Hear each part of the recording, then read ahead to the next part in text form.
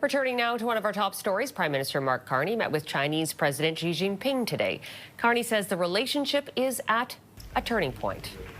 With me now is Charles Burton, former Canadian diplomat in Beijing and senior fellow at Synopsis. Thanks for being with us today, Charles.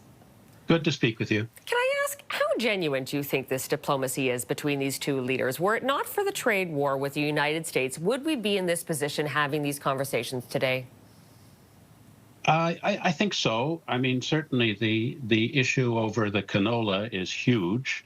And just prior to Mr. Carney having his 40-minute meeting with Mr. Xi, our Agriculture Minister, Heath MacDonald, and Mr. Carney's Parliamentary Secretary, Cody Bloy, were in Beijing and then joined him in Seoul. So that seems to be the big issue. The question is, will Canada remove the 100% tariffs on the Chinese electric vehicles, which would have a very negative effect on Ontario? So we don't know what was resolved in that meeting, and from the Prime Minister's readout of it, it simply says that, you know, he'll be going to Beijing in future, that they will resolve trade issues and irritants, which I think refers to the non-trade matters like espionage and Chinese interference and you know, these things that have been huge in the past 2 years, in favor of trying to smooth over the trade relationship and get more Canadian products in climate change and other technologies, some interaction on international trade and so on. All of these things designed to try and, as you say, compensate for the damage to the Canadian economy of the Trump tariffs, but may be limited in terms of their actual impact.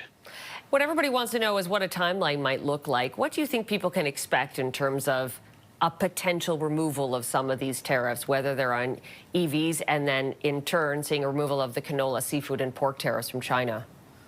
I expect we'll see that very soon. I think obviously Mr. Carney will want to go back to Ottawa and speak to the premiers about it. But I think we probably will have some information on this very quickly, and then it'll be followed up with Mr. Carney going to China. The question really is, does this mean that we compromise on issues like the Uyghur genocide, the Chinese harassment of Canadians of Chinese origin in Canada, the interference in our democratic processes, and China's very pervasive espionage relating to Canadian technologies that could have military uses.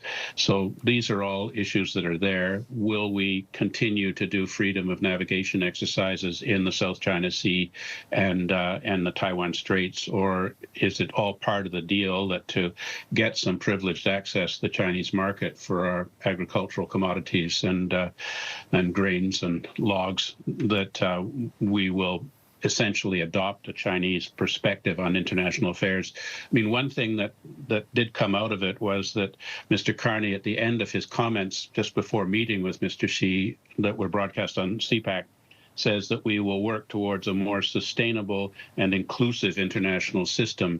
So I'm really wondering if he's going to be supporting China's desire to reform the UN, to take away the human rights and other social issues that are part of the UN Charter and covenants. Well, those are substantial issues to be reconciled yet. All right. Thank you, Charles. Appreciate your insights on this. Charles Burton is the former Canadian diplomat in Beijing and senior fellow at Synopsis.